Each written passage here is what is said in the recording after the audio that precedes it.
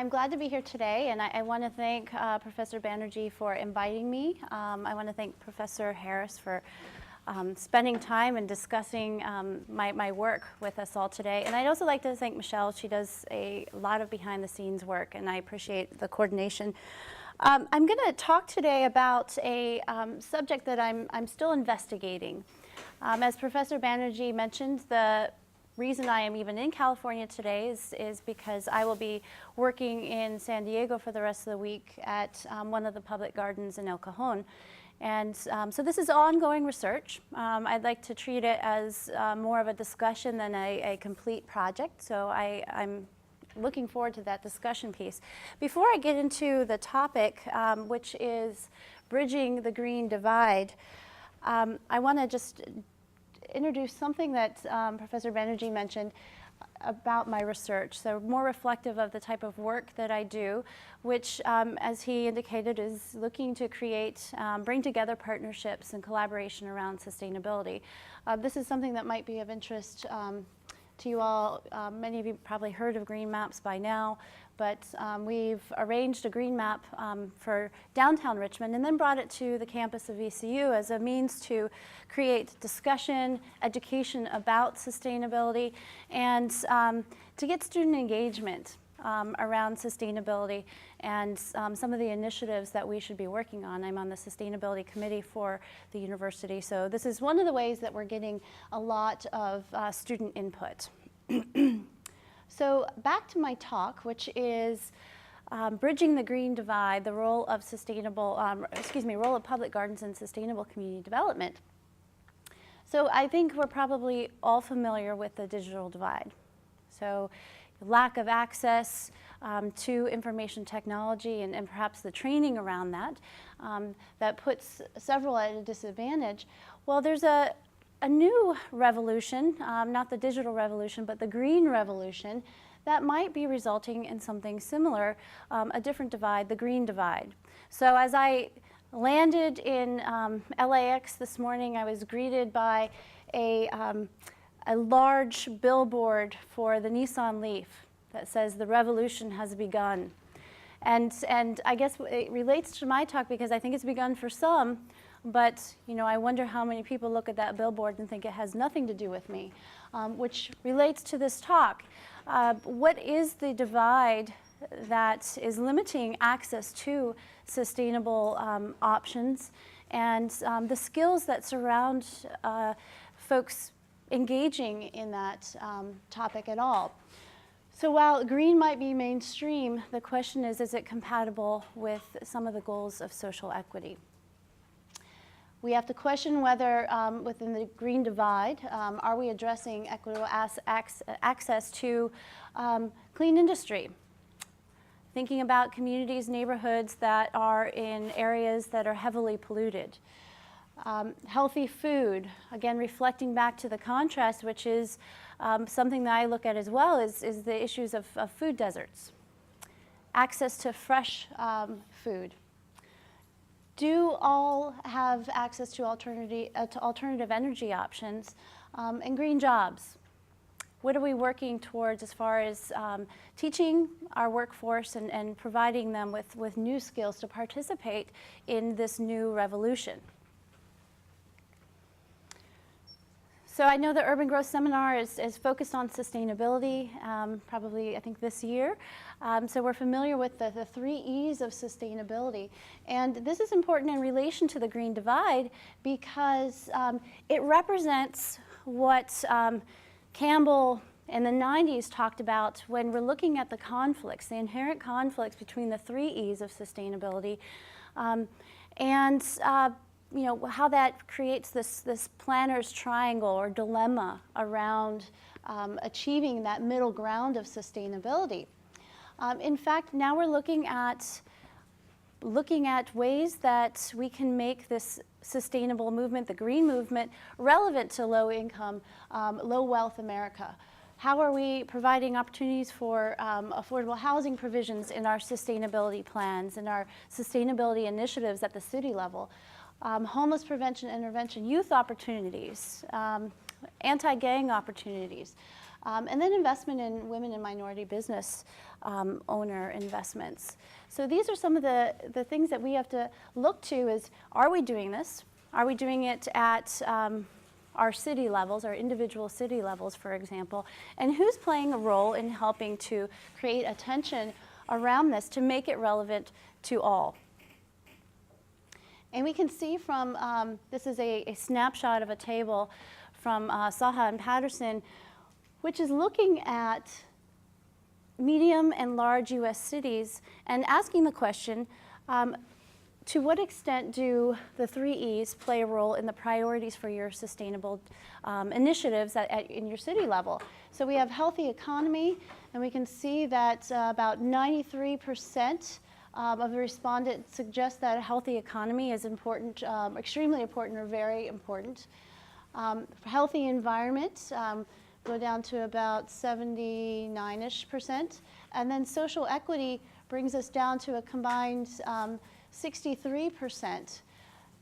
So this is suggestive that cities aren't really taking the social equity piece as seriously as some of the other areas. And this isn't really surprising to us, right? You can see that the not very important, we had 10 respondents who just said that the social equity goal is not important to their sustainability initiative. So this calls attention again to this issue of the green divide. How do we make social equity a more important link and more inclusive in our sustainability agendas? So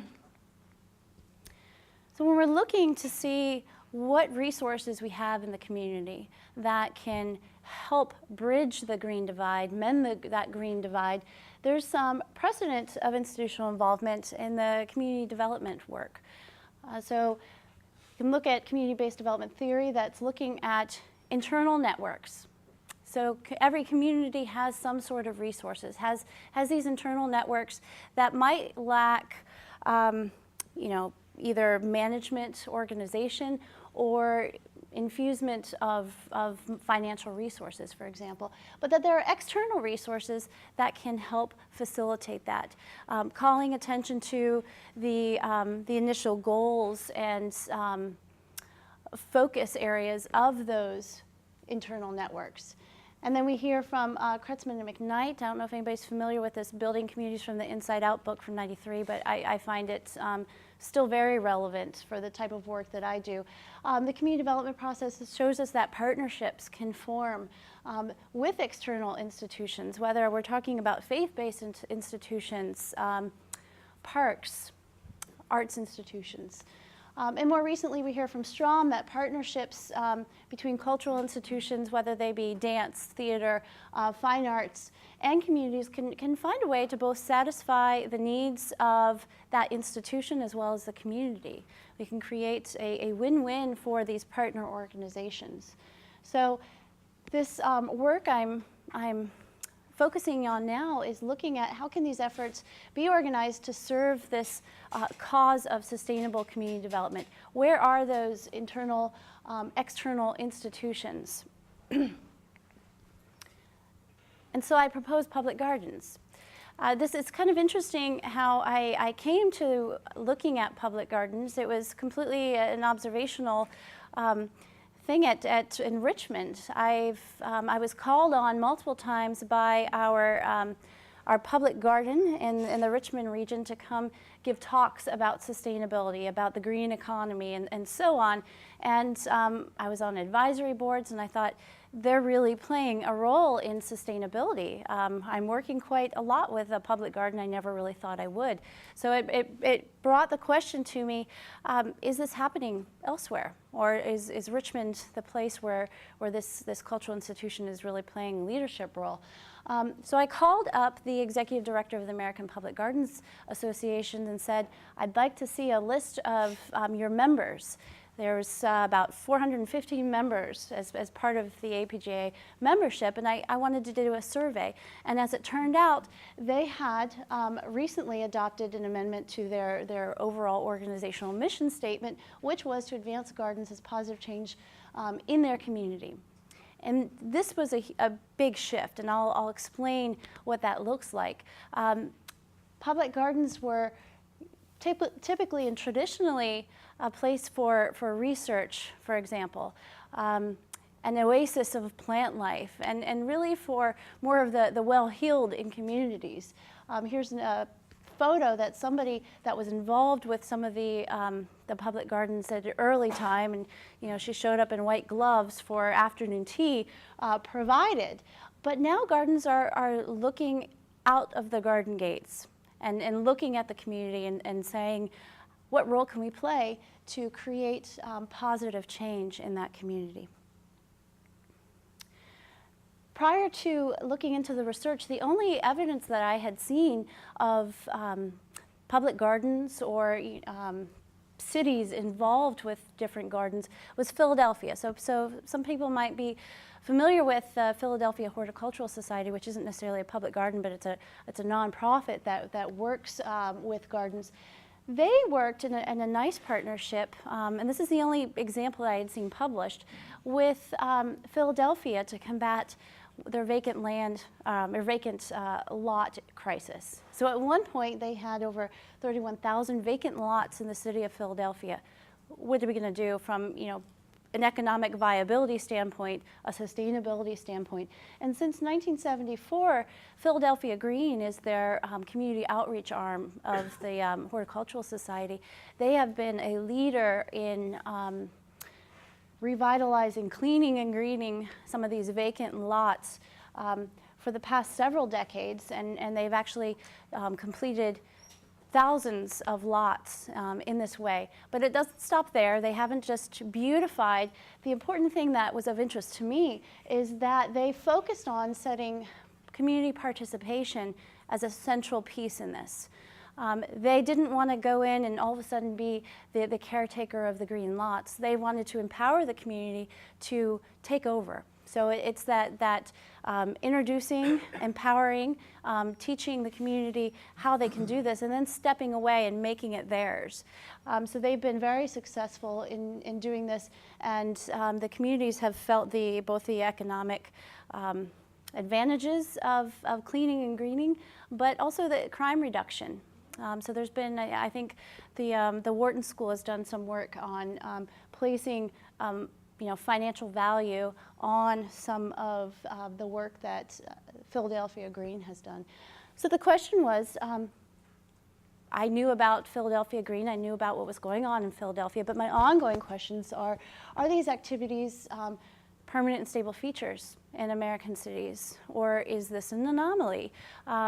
What's happening here? There hasn't been discussion about this type of partnership, and I look at different partnerships for planning. My questions also were, and continue to be, why are public gardens doing this? I think they're doing pretty well at their typical gig. Why are they doing this, and how are they doing it? So the organizational development piece was very interesting to me, especially when you think about the role that planners can play as intermediaries in that. Can these partners help in mending that green divide? Is this potentially a link to bring in communities and participants that otherwise really had no role in the sustainability agenda? And then finally, what challenges and obstacles are they facing? And here's the intermediaries point is, how can planners help facilitate these creative collaborations? So I did complete last spring a national survey of public gardens, and found we only had a 27% response rate, and I was a little dismayed at that rate, but I was told that for public gardens that's actually quite higher than any survey responses they had received. But I had an N of over 100, so it was something to work with, at least, just to get a snapshot of what was happening. Using the partnership and organizational theory literature, I was looking to focus on some of these three main themes. One is motivations and commitment. Why are gardens entering into these partnerships if they are? And then what keeps them there? What sustains and holds together that commitment? Resources and capacity. It would be, it's always a case with partnerships that it takes time and energy to reach out and work with another organization. What resources are they bringing to that partnership to perhaps maintain it? And then control of decision making. how is that partnership organized? Who calls the shots in that partnership? If you're looking at a public garden in a city, for example, a public garden in a neighborhood, how are those relationships controlled and operated? So this is just a, I'm not going to go through all of these, but what are gardens doing? The short answer is they're doing quite a lot when it comes to working with quality of life and development of sustainable community development. One of the things that gardens are doing a lot of is, in general, working with schools. They're working to bring children to the natural environment. They're working to better the urban poor conditions and introducing the concept of fresh foods to a lot of communities. So you see that over 2/3 of our gardens are working with the school-based education where they actually go out to schools. One of the interesting things that I found out is that, you know, it's hard to get students to the gardens. A lot of the schools can't afford even a bus to go on field trips to the gardens, so they go to the schools. They provide assistance to school gardens, technical assistance, financial assistance, and so on. And they also work to develop school curricula. So that really wasn't too surprising. This is happening a lot. But another thing that they're doing is actually doing a small number are developing underutilized land. So we saw the Philadelphia Green example. They weren't included in this survey, but Missouri Botanic Garden is another one that people may have heard of in St. Louis, where they're actually doing planning. But they're also getting to some of the hard issues. We talk about workforce development and making sustainability relevant to the non-traditional audience of public gardens, which is working with training communities how to grow food. 25% are teaching them horticultural practices. And then a small number are training communities on how to establish horticultural-based businesses.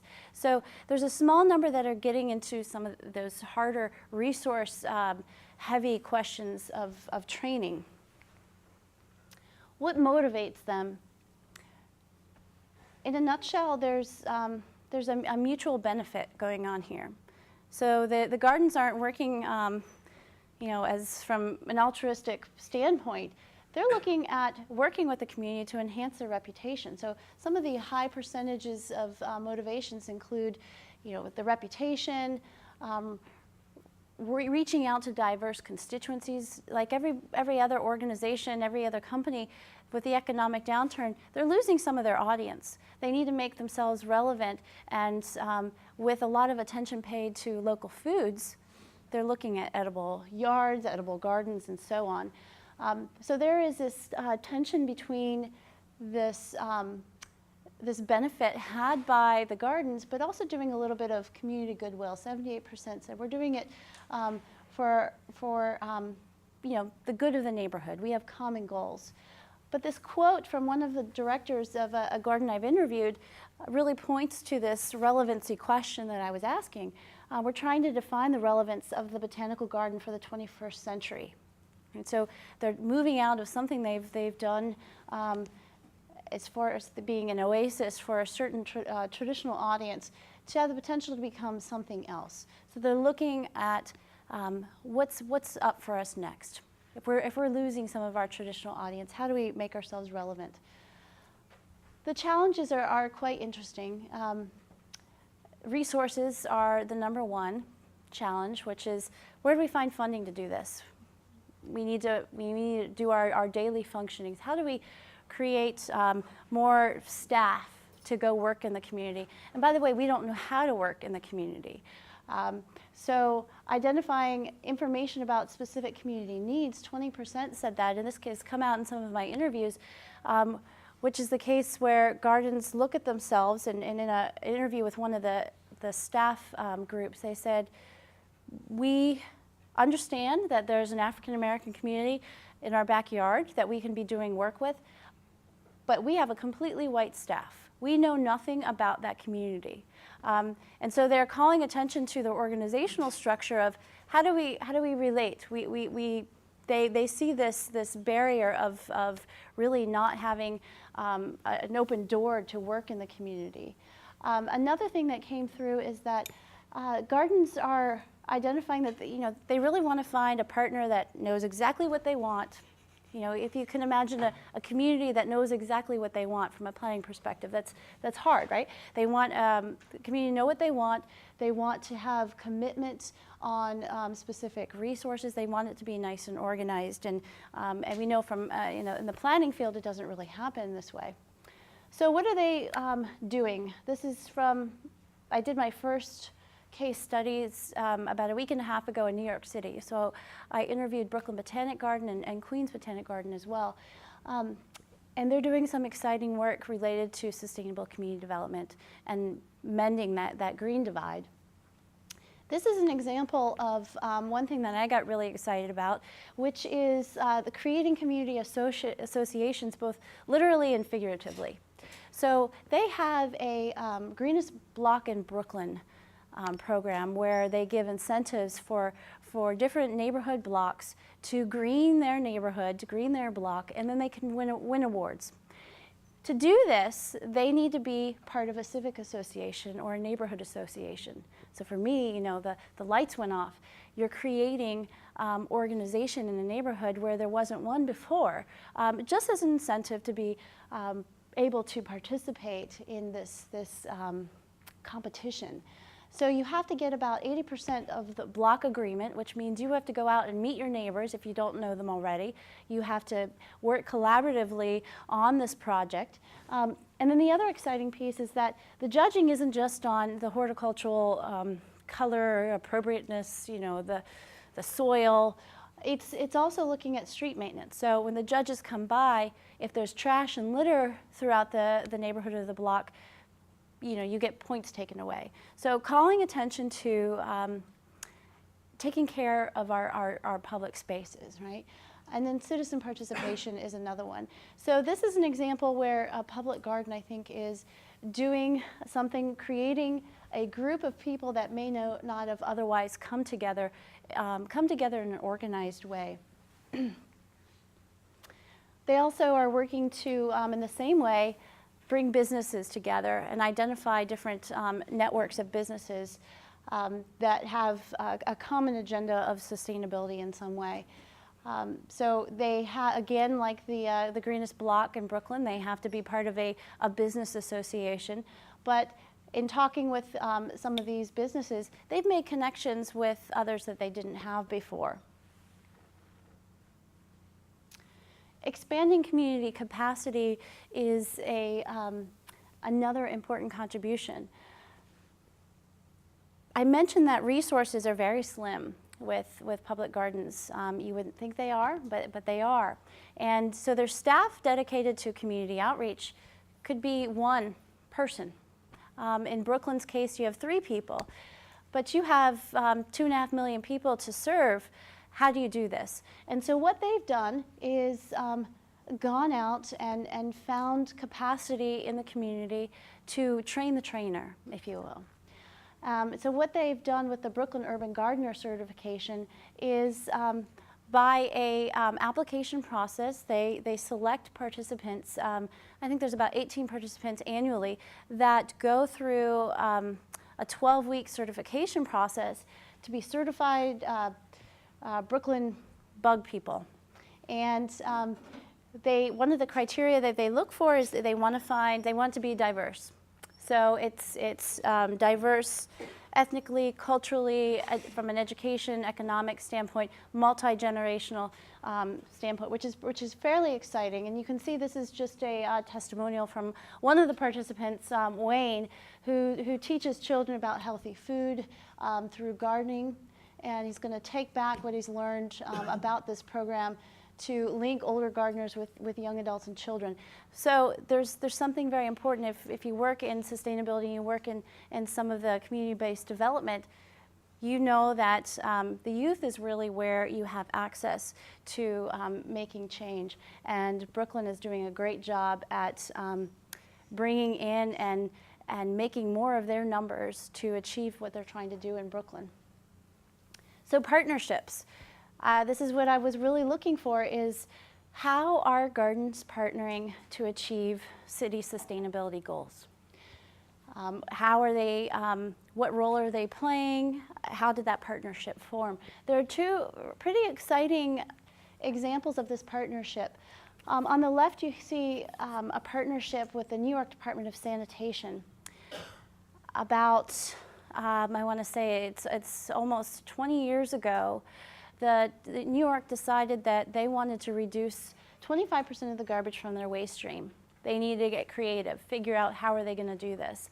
I talked for a while with the guy that was the visionary behind this. He was the head of one of his units for the Department of Sanitation, and he said, let's look to composting. And they needed to find a great partner to do this because the Department of Sanitation didn't have access to the neighborhoods. You know, at the borough level, people are looking to you know, institutions that are located there. Those are the credible people that's not government that you're working with. It's a little bit more trusting in that way. And so the Department of Sanitation approached both the Brooklyn and the Queens Botanic Garden and said, I think there can be something of mutual benefit for us. And so what they've done is they look to the public garden to do outreach, technical support, train people in the community. How do you do composting in an urban setting? And it really varies by which borough you're in because the lots get smaller as you move from Queens to Brooklyn, for example. But they've had a very successful partnership, and what the garden gets in return is funding for compost staff that go out and do this. So they're achieving a goal that they'd be interested in doing anyway, and also having a long-term stable relationship with the city to achieve their sustainability goals. In Brooklyn and also Queens, there is another partnership with the Department of Parks. And this is part of the Plan NYC you may have heard about. One initiative in there is the Million Trees Initiative. And so the city's looking at the number of additional population that they're going to have to accommodate by 2030. And so how do we increase our urban forest in the city? So their goal is to plant 1 million trees. And what they've done is, again, looked for a credible partner that has connections with the community, with the neighborhoods, and can train people on being street tree stewards, master pruners, and they've held workshop promotions and done a lot of other certification programs. So this is very exciting to me. This is an example of something I was hoping to find, and I'm hoping to find as we move into other cities that I'm investigating, is a new partner, a new creative partner for planning for sustainable communities. Another way that gardens are trying to bridge that green divide is embracing their community culture. These are pictures from Queens Botanic Garden. They are an example of a garden that's responding to their immediate neighborhood. Queens is a very diverse area, and all around the garden you see up and down the main corridor there's a large Chinese population. And I was interviewing one of the Chinese business owners that works with the garden, and it was interesting to hear that the neighborhood saw this garden as equating it to the public library. So you talk about creating access with the community. I thought that was an interesting example, and very different from what happened in Brooklyn, which is, you know, a garden that had kind of established itself as a more traditional garden for the past 101 years. But what they found in Queens is that even though there is a very diverse group of people that are coming to the garden, the common thread that they have is nature. This common connection is a very important piece of the culture surrounding the Queens Botanic Garden. And this is the example of the non-traditional partners that the gardens were soliciting. So in all, they're doing a very nice job at empowering citizen stewards. So reaching out to community members that wouldn't otherwise be, you know, knocking on the garden gates and buying a ticket to come in to the garden to look at taxonomy, for example. So we have our street tree stewards, we have our urban composters, we have our community garden alliances, and from, you know, thinking at it in terms of community-based development theory, they're doing a very nice job, some of them at least, at focusing on some existing capacity and figuring out how do you build up the resources that already exist in your community and help them work towards sustainability ends. So just quickly, some of the barriers I think are interesting for gardens working in the community. Of course, we have our internal barriers, which is our resources. This was a quote that somebody left on one of the surveys, which was, promoting what we already offer beyond our typical audience of wealthy or well-educated English speakers is difficult. So a lot of gardens don't know how to do this. How do we make ourselves, again, relevant? And that's part of what my work is doing, is creating a process model of how do you do this. The other question at the bottom that I'll mention is, how do you hand off responsibility? So there's a difference between going in and cleaning up a neighborhood and then going in and working with a neighborhood to empower them to do it and take care of those spaces in a sustainable way, and then backing out of the picture. Some of the community issues, the barriers are a little challenging, even when I'm thinking through this process.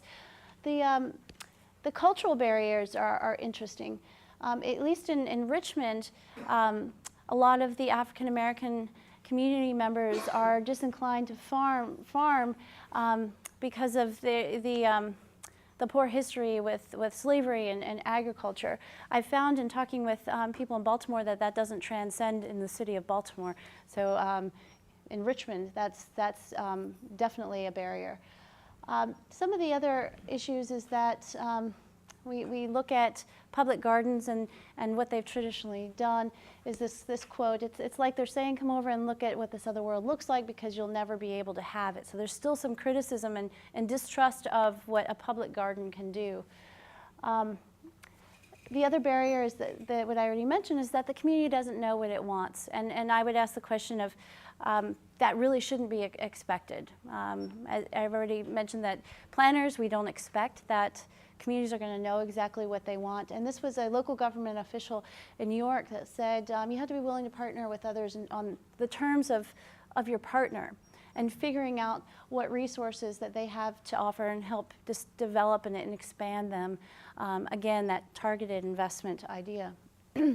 So some of the questions that remain for the Green Divide are these. I think they're doing some good work, public gardens, but how can they overcome some of these cultural barriers? I'll hopefully find out more about that. The mutual dependency piece is important, but what about the empowerment piece? How can we focus on doing what Brooklyn's doing so well? The other cases I'm going to look at, I don't expect them to be quite as sophisticated in that way. When we look at gardens, they also have the same issues that everyone else does. How do you prove your economic importance for when you're looking at funders? Some of these traditional funders that will drop $1 million gift to develop a new fountain, for example, at the garden. If they disapprove of doing some of this community outreach, if it's too political, some gardens are just backing out completely because that is their bread and butter. And finally, how can planners play an intermediary role? I'm going to continue to do this work, and as I mentioned, I'm kind of in still the beginnings of the case study work, but I want to focus in on point 3, given the partnership challenges. How can public officials help facilitate this dialogue to meet community goals? And so what I'm still wrestling with is, what does this mean for planners? I'm looking at this through a planner's lens as an important new creative partner in sustainable community development that's getting at some of the things that we're not being able to do successfully, which is mending that green divide. What do local government and community partners think? I've done a survey of public gardens, and now I'm doing a lot of interviews with those local government officials, as well as community partners to discern those thoughts. So thank you very much.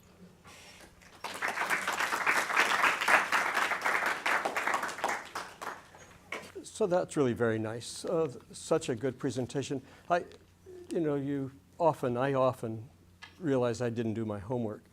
So what I should be able to do right now is say, well, here in the city of Los Angeles, we have 18 community gardens, 24. There's one across the street in Exposition Park. Name some others. There's over 70. Oh, okay. That's what I wanted. That's why I brought it up. I thought we ought to know.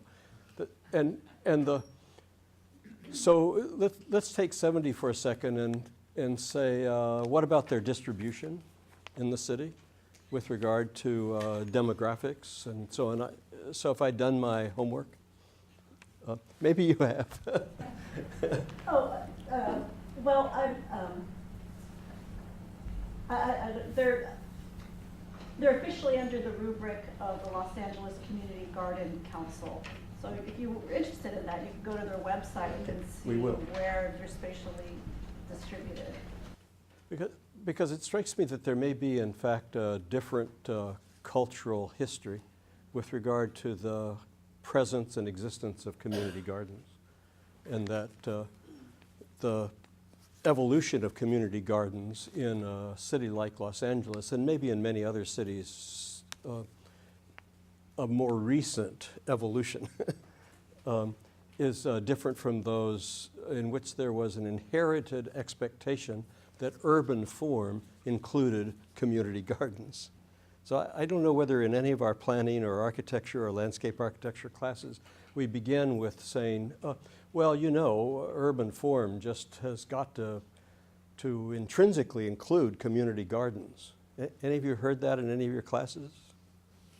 Neither have I. I think I've never even said it myself, although we're likely to talk about open space, not about community gardens or about ownership and management and those things at the beginning, but to talk generally about open space. A bit like apple pie, must be good, but not with enough care about the kinds of things that Professor Gough has just been describing to us. So I'm inspired by her talk to think that in our landscape architecture program we should go to that website. We should find out some more about the distribution and know more about it. I came this afternoon thinking that a subject for us might very well be how to create community garden space, how to create community engagement, how to do all of that, and especially in urban neighborhoods because of your emphasis, absolutely perfect emphasis on social equity, how to do that in neighborhoods in which it would be valuable, significant, maybe catalytic. So then I did look at some aerial photographs, which I think many of us always do, and did that game that from Transic and Lost Space and Berger and Droscape and others of looking for the leftover space, the vacant lots. It's a really great scheme in Philadelphia. The vacant lot scheme, where do we have space, especially with regard to the neighborhoods which might be understood to be those which have less privilege than some others, where there probably aren't already gardens and a wonderful space to take advantage of. It reminds me of the dilemma that we've been thinking about and trying to do something about in our own program about public schools and public space in relation to public schools. And that is when you want to locate a public school and you're in a neighborhood which is already pretty much built out, you face the problem of how to find enough land. And it's especially the case for a public park. Two problems: how to find enough land for what you think of as being a park. And the second one is how to find enough support for maintaining it once it's been built. And so I think that's a problem you've also just beautifully described. So we've begun to think about the possibility of the distributed park. The park which is not the characteristic big park, and now I'm thinking of garden, not the characteristic big park, which is sort of easy to supervise because it's all right there within one set of boundaries, easy to see, easy to close or open at certain times, and maybe not so hard to maintain because the support personnel can come at one time and everything is right there. So the traditional model of the block of park is hard for the city of Los Angeles to maintain in any case, but easier than what I'm going to describe then as the distributed park, in which you find a space here and a space there and a space somewhere and a space somewhere else, and then figure out how to make, in fact, your green diagram, your green plan of interconnected space. There's the Dutch model of the Woonerf that maybe some of you know. It's a kind of quiet street to begin with, not the major highway, a kind of quiet street in which the allocation of space along the street is redistributed so that more of it is related to garden space and space even for outdoor activities and for growing vegetables and other things, and less of it for the movement of cars, although some parking and other kinds of things are still possible, and emergency vehicles can come and go, and all of that can happen. But it's a reallocation of the existing public space. And so if we think about the public garden, we might realize that the streets are our principal open space of any city, and if we don't try to use some of that, we miss a big resource. But so if you imagine the Woonerfs, these little streets that could be connecting between a bunch of other places, then you could almost have a community garden, but it's the distributed garden rather than the traditional garden, and it's a nightmare to take care of. Right? How do you supervise it? How do you maintain it? How do you deal with all of that? How do you deal with the concerns that just as somebody has, maybe 4 families have gotten together and they've planted these things and the vegetables are growing and the next morning they're all gone? Who took them? How did they dare? So there, in a way, the question I'm just trying to add to it, because it seems like the subject is to me, it seems it's enormously timely and important. Wherever we already have community gardens, we're sad if they don't take this up. Right? Like, where were they? Didn't they know to take this up? They should take this up. But then there are all these other places where they don't already exist. And so, damned architects and landscape architects thinking about what could we build? What could we make? What do we need to do next? Especially in those areas where there aren't community gardens, where the resource doesn't exist and therefore can't be transformed, but where, in fact, it needs to be created. So my general response is, great, let's do it. And then also, what do we do in those places where the gardens don't already exist? And your suggestion about the Philadelphia example is a good hint about that. We had an urban neighborhood studies program that should have helped to get started, and I was a part of, and 4 of our schools were, and we looked at urban neighborhoods everywhere. And so we did in those studies especially look at natural and social capital along with other capitals. But we added in natural and social capital as matters that the city hadn't been attending to as much before. And so that's also really welcome in your fundamental thesis here. Well, you bring up something really interesting, I think, and it reminded me of kind of our experience in India as well, which is this idea of trying to take a manicured space, so maybe the traditional public garden, the big garden, right? And then empowering the community, or in the case of India, just letting the community take over some of these areas that were public space and making it their own.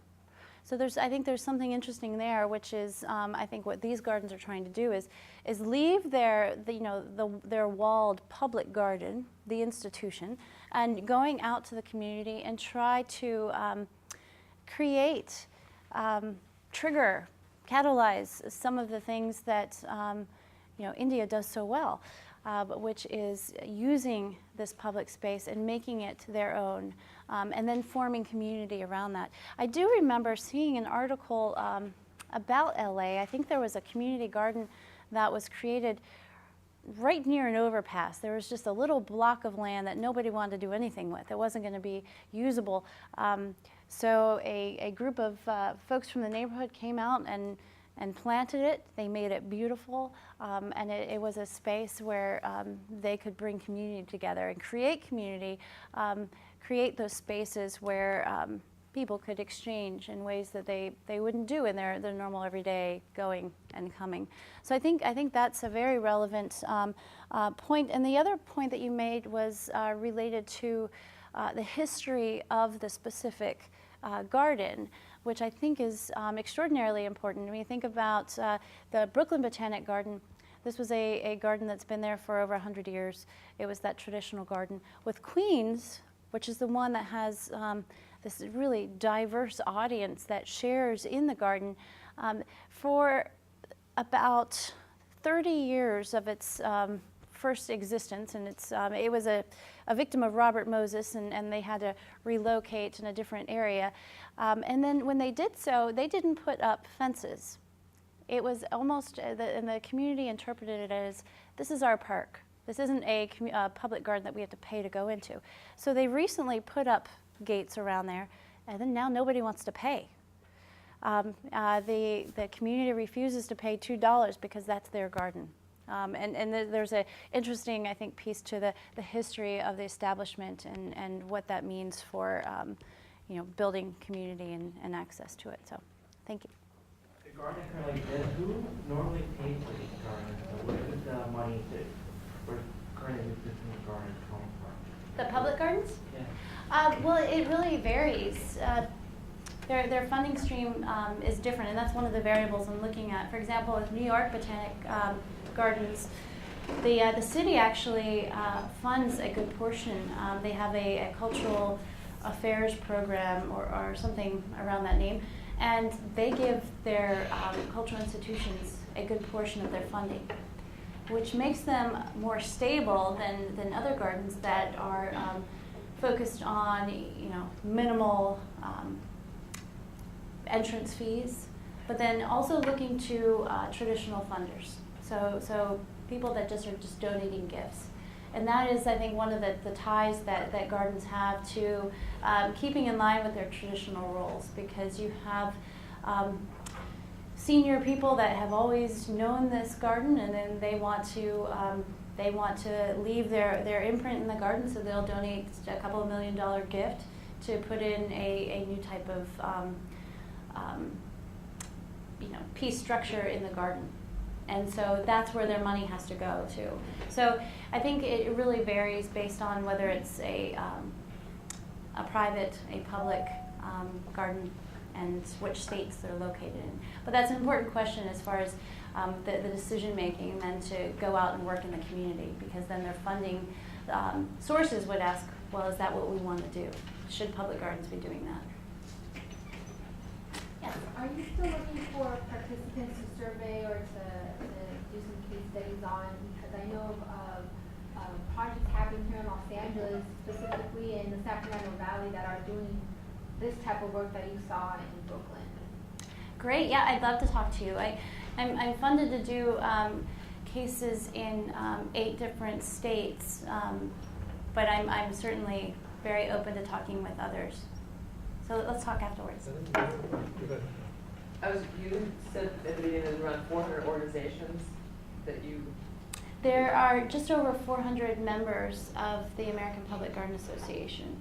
And what's the approximate state distribution? Is it mostly East Coast or? North America. And it's not the case. I thought that there would be and I should have put the slide up here, I thought that most of them would be in the Northeast, for example. But there's quite a distribution across the U.S., even in sort of the Midwest. There are a lot of public gardens. Ohio has a ton of public gardens, for example. So I think there's a nice distribution. What I'm finding is that, of course, the public gardens, if they do their job well, they're responding to the local needs. So when I visit the water conservation garden tomorrow, they're looking at water-wise and fire-wise and how that informs sustainability of their specific place. So understanding the community needs, understanding your community, I think is an important step for these institutions. Yeah, thanks for your presentation. I came late because I was in class. I'm sorry. So I have a comment about Los Angeles urban community gardens in a question. And my comment was, so we have 70 or slightly over 70 urban community gardens here. That's actually a small number compared to New York or Detroit, the epicenter of urban community gardens. And it seems to me it has to, Los Angeles is the most park poor city, or geographers tell us. And of course it was built as a very horizontal suburban city. But the high price of real estate and the scarcity of water seems to be bound up with the low number of urban community gardens here, although there's certainly demand and new ones popping up. That's my comment. And my question is, so I came in late, I'm sorry I didn't see the beginning of the presentation, but when I came in, you were emphasizing the search for partnerships across NGOs, various governmental agencies.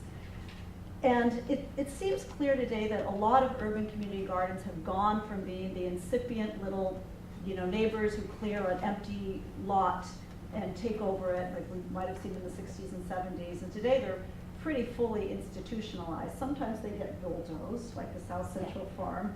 But instead, today, it seems like the order of the day is an infusion of a lot of money and rules that come with the partnership. So I'm wondering to what extent you see conflict emerging between urban community gardeners and the ruling partners who oversee and administer the garden. Well, I'm going to comment on your first comment about the limitation of gardens where you have high-valued real estate. That was also the case in New York. But Sharon Zukin, I'm sure you've read her book on gentrification. She argues that the gardens, New York has over 1,000 community gardens, or that's what she claims, because of divestment in the 70s. So when land was really cheap, they flourished, and then it was hard. This is her narrative, and then it was hard to take those gardens away. Would you disagree? Well, I think I would disagree, at least in the neighborhoods that I was just working in. But instead, there's this overwhelming thirst for anything green because the spaces are so limited. And so that was an in for the gardens and the public gardens that wanted to find people to participate in this greening effort. If they could have a window box, and that's all they could have, they did it. Because there was this call of attention to the limited amount of land. I think they're at an advantage as far as getting people to participate and with any land that they can find, compared to, for example, Richmond, Virginia.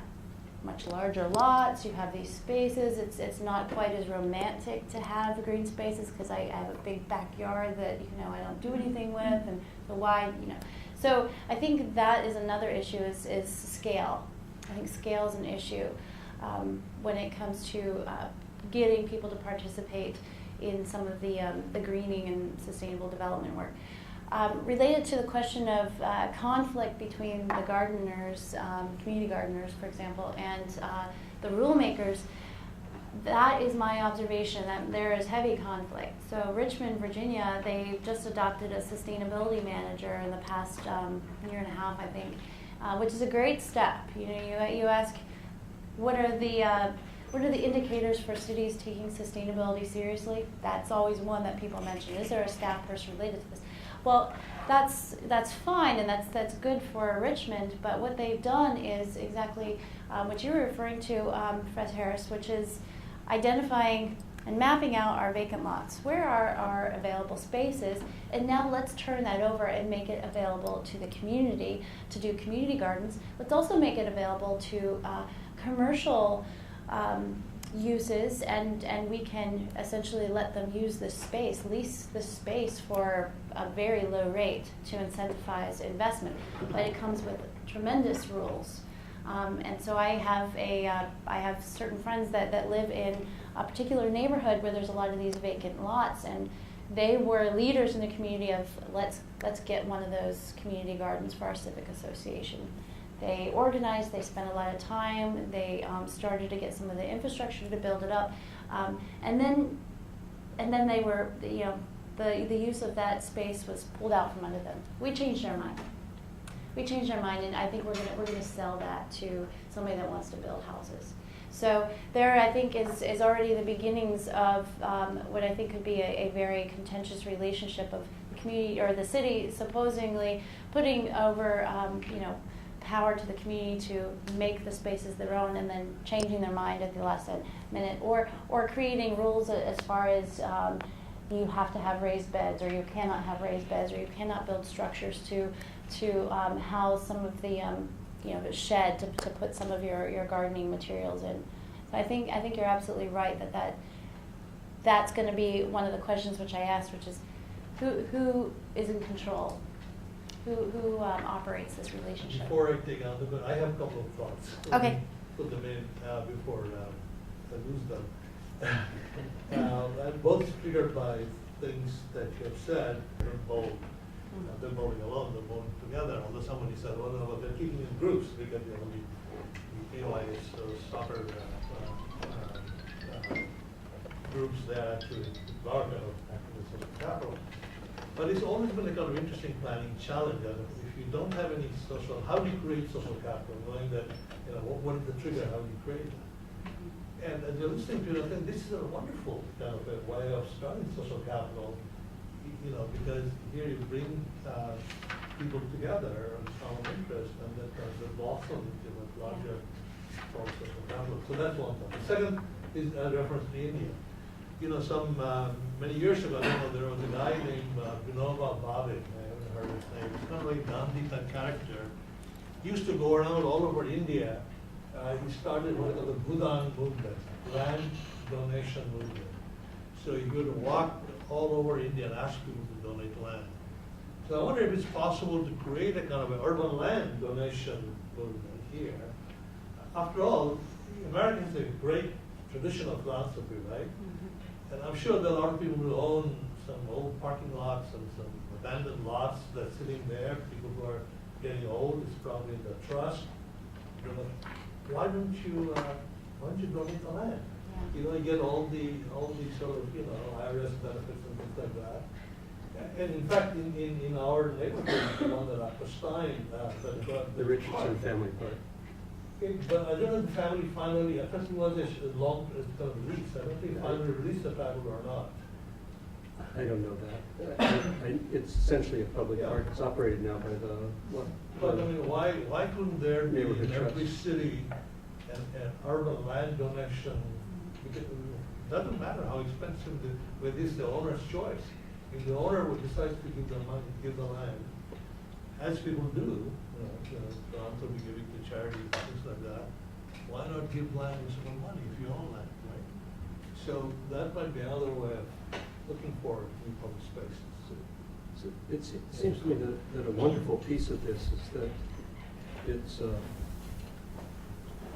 has a possibility of being so extensive, many different options rather than just one. One that we've been looking at in our landscape program is really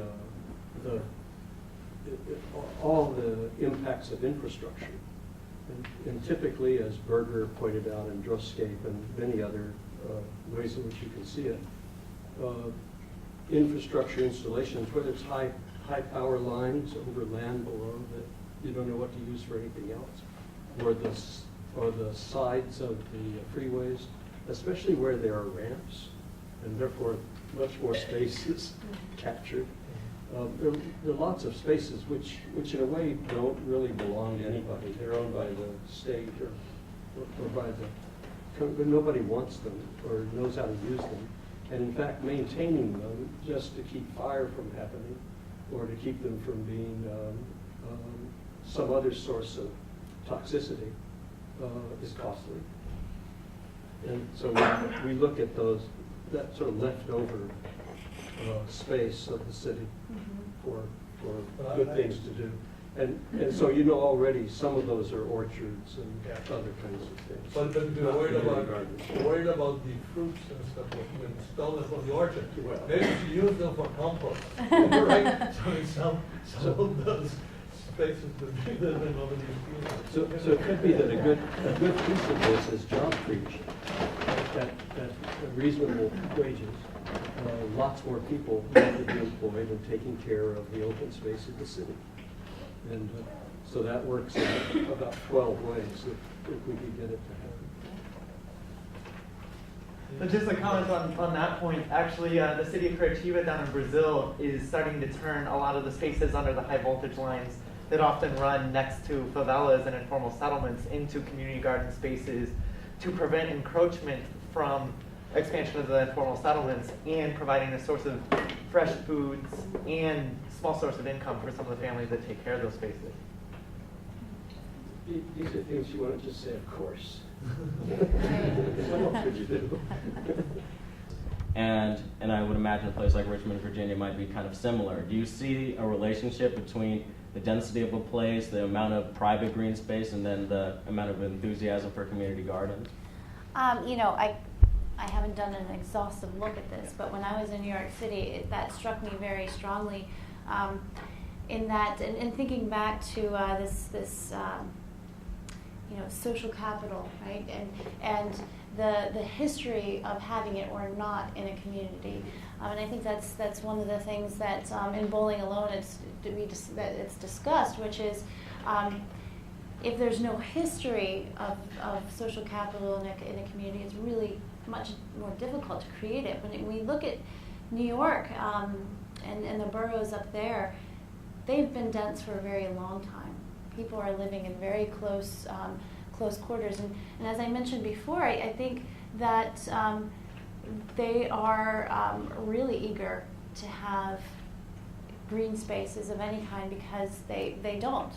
And in fact, I was talking with some of the master composters and some of the other master gardeners up there, and they said, you know, it just shifts as far as how they emphasize their certification or their training as they move from less dense to more dense. So maybe they'll do, you know, some more traditional composting or community gardens, but then as they get to even denser areas, they shift to worm bins. And people are excited about that because it's something, and it's something you can do in, you know, very small apartment, for example. So at least in my observations with New York City, that was the case. I don't have a large comparison to say with certainty, but that struck me that those cities have an advantage for a number of reasons, one of which is the density issue, that scale, the issue of scale. But it's also, I think in a lot of denser areas, you also have a rich set of nonprofits and resources that can trigger some of that targeted investment. So I see them going hand in hand. We've looked at MacArthur Park and its environs. The density is actually quite great. Yeah. And the amount of open space is, private open space is minimal. And so there are really great possibilities in such places, including MacArthur Park itself, which is ecologically crazy. The lake is the biggest bathtub in the city, entirely potable water, no storm water systems except to send it into the ocean. Almost everything out of order in a place where there are natural possibilities. There are lots of really tempting places. I think that I want to just introduce one other thing. There are other questions, but that's also a matter of discretionary time. So part of the finding in our urban neighborhood studies, we looked at many neighborhoods, was that we found that there were lots of institutions and in some cases really quite remarkable neighborhood organization, community organization, but not much discretionary time. People working 2 jobs, they had 3 children, they had this and that, just scratching away at having time to be alive. And so that can't be true for everybody in the neighborhood, Right. even if it's true for some. So I like the spirit of the conversation, which is maybe how could you get started? How could you make demonstrations? How could it catch on? Mm-hmm. Rather than sweeping possibilities of some large public policy. Built demonstrations of actual community gardens working. Building off of John's question, I'm from Denmark, and when I go visit my grandparents in Odense, which is a very old city, very, very old, I'm wondering how much of this is like an evolution chronologically of cities. And I don't know the density of Odense compared with New York, but my grandparents lived in the same apartment forever, and they had a community garden, and they always, when I was a little kid, used to go and social capital, and then that's just what they did. And they had done that for as long as, it was just, that was always what they did. And their parents before them did that. And it's the same thing, it's like, well, duh, of course we're gonna use space to have fruits and vegetables. They lived in an apartment. This is before the green evolution of, environmentally speaking and stuff. So it's interesting between density versus just the natural evolution of a city. Yeah, I think there's something interesting there too, is the other side of that is, so what do we do in places where either that social capital isn't there, or the history of that community gardening isn't there, and it's certainly an issue for, I think, more cities than not, which is how do we make relevant the public gardens or community gardens for those that, I'm thinking of the single mom scenario where you're working multiple jobs, you have a couple of kids, and this isn't going to be a priority, right? Not at all. But how do you, I guess, and then from a city perspective, how do you create these opportunities and call attention to a more diverse audience? In Richmond, we have a great community garden organization called Tricycle Gardens. They're very active. They've made very nice footprints on the city, but if you go to the community gardens, which they position in low wealth areas, nobody from the neighborhood is working in there. It's all middle class white people from another neighborhood that are there. So there's this disconnect, and they're failing to make relevant what they're trying to push. I mean, it's very multi-layered, but I think it's nice to look at those areas that have this social capital. But the other question is, what if you don't? And then at what point are we trying to create policy that is going against the current where, as Putnam said, there hasn't been a history of social capital, so how do you create that? I think these are all challenging questions. Yeah, that's the way you do it, but anyway. I was wondering if there has been any research done into where the areas in which public gardens are situated, are they primarily in areas where it's homeowner occupied or renter occupied, and whether, I mean, they're taking an empty lot and redesigning them, so there has to be some sort of assessed value impact. So I was wondering if there's any research in that area as well, and I don't know the area as well. There probably is. My work is looking at public gardens, which is the institution that might provide technical assistance to a community garden. I think, just speaking from my own observations of community gardens I've participated in or worked with, I do see a diversity. I mean, it really depends in the place you are. So New York, obviously, mostly rentals. The public or the community gardens that are in Richmond, I think it's a kind of a split. But I think it's getting to some of the socioeconomic questions, maybe. Well, I remember I had to do this project as an undergrad, and I had to go survey houses from the outside and look at their upkeep.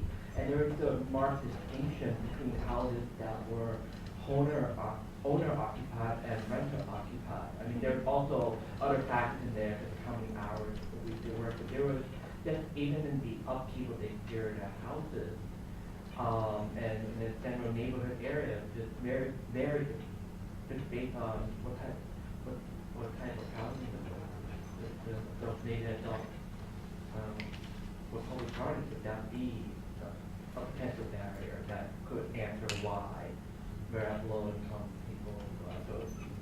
I think one of the triggers is providing the opportunity and empowerment to have the community feel like they do own that community garden. Right? There's something called enlightened self-interest. Sometimes that's denigrated, but I think it's important. And it has to do, so maybe your reference is to the owner who keeps up the quality of the exterior and always in things in good order, perhaps because they like it that way, but also because it maintains the economic value of the house. So they get something and they contribute something that's enlightened and contributing to the neighborhood, but it's self-interest. And I think in this presentation, we're tempted to think then about, are there other self-interests? Safety in the community, good health, of an environment which is not so polluted, and from foods that are fresh, and from other things. Are there other kinds of self-interest that would help you be more enlightened about how to participate, and about how important it is to participate in the community? But just to say, you really ought to participate in the community. You really ought to, like, where's the time? Or people already have communities.